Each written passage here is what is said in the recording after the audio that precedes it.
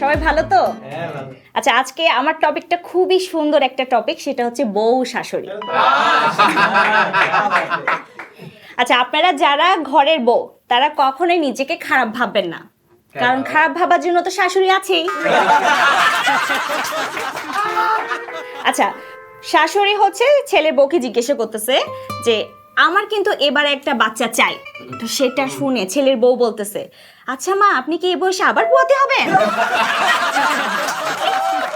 কি একটা অবস্থা! তো শাশুড়ির সাথে ছেলের বউয়ের সেই ঝগড়া। হ্যাঁ, তো ঝগড়া চলতেছে, এমন সময় শাশুড়ি ছেলের বউকে বলতেছে, বৌমা তুমি ভুলে যেও না, এটা তোমার বাপের বাড়ি না। তখন বৌমা বলতেছে, আমা আপনিও ভুলে যায় না, এটা আপনার বাপের বাড়ি না। তো তখন শাশুড়ি বলতেছে, মা তুমি মনে হয় জানো না, তোমার শ্বশুর হচ্ছে আমার চাচাতো ভাই। তো এদেশে ঘরে শাশুড়ির কথাই কিন্তু শ্বশুর চলে, আর ছেলের বউয়ের কথাই যদি জামাই চলে তাহলে বলে তাবিজ করছে। এই হচ্ছে অবস্থা। তো আস্তে আস্তে জায়গা থেকে শাশুড়ি বলতেছে যে ছেলে বিয়ে দিছি কিন্তু মনের মতো হচ্ছে যে বউ পায় নাই। তো এটা শুনে ছেলে দাদি বলতেছে, মা তোমার আর আমার তো একই কপাল।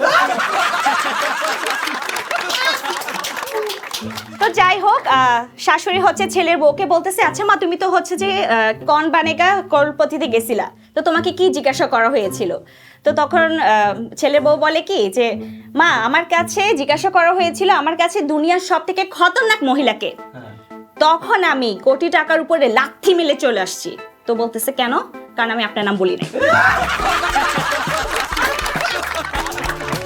আজকাল কি জামানা পড়ছে যে আমার মনে হয় ছেলের বউ আর শাশুড়িকে 2 মাস বিয়ের আগে একসাথে রাখা উচিত।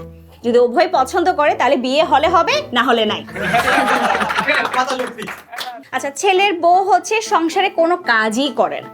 তো এইদিকে ছেলে আর ছেলের মা বুদ্ধি করলো, সকালে মা বলবে ডেক্সি পাতিল আমি মাজি। তো এটা শুনে ছেলে বলবে, আরে না না মা, আমি থাকতে তুমি কেন মাজবা, আমি মাজবো। তো এটা শুনে যদি ছেলের বউ একটু লজ্জাটা পায়, তো পরের দিন সকালে ছেলের মা বলতেছে যে ডেক্সি পাতিল আজকে আমি মাজবো। তো এটা শুনে ছেলে বলতেছে, না মা আমি মাজবো।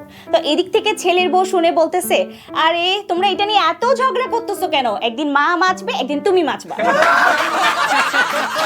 এই হচ্ছে অবস্থা। তো শাশুড়ি বলতেছে, বৌমা যখন খোকা আমার পেটে ছিল তখন আমি যা খেতাম তাই হচ্ছে খোকার প্রিয় খাবার।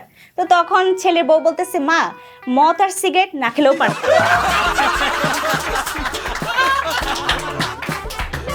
এই হচ্ছে অবস্থা। তো শ্বশুর বাড়ি হচ্ছে এমন একটা শব্দ যার এরকম ব্যাখ্যা দেওয়া যায় যে ছেলের কাছে শ্বশুর বাড়ি হচ্ছে সরকারি চাকরি, টাইমের ডিউটি ফিরে আসা, আর মেয়ের কাছে শ্বশুর বাড়ি হচ্ছে প্রাইভেট জব, যতই ওভার টাইম করো না কেন টার্গেট কখনোই শেষ হবে না। আমার বান্ধবী এসে আমাকে বোঝাচ্ছে যে তার শাশুড়ির সাথে তার অনেক সমস্যা। তখন আমি তাকে বললাম, আচ্ছা তোর শাশুড়ির সাথে সমস্যাটা তোর জামাইকে বললেই তো হয়। তখন সে আমাকে বলে, আচ্ছা ম্যালেরিয়া হলে কি মশার সাথে আলাপ করে লাভ আছে?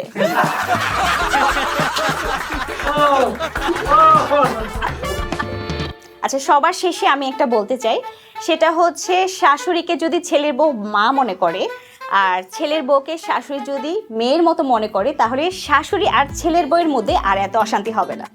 তো আজকে আমার পারফরমেন্স এতটুকু শেষ, পরবর্তী দেখা হবে, বাই বাই।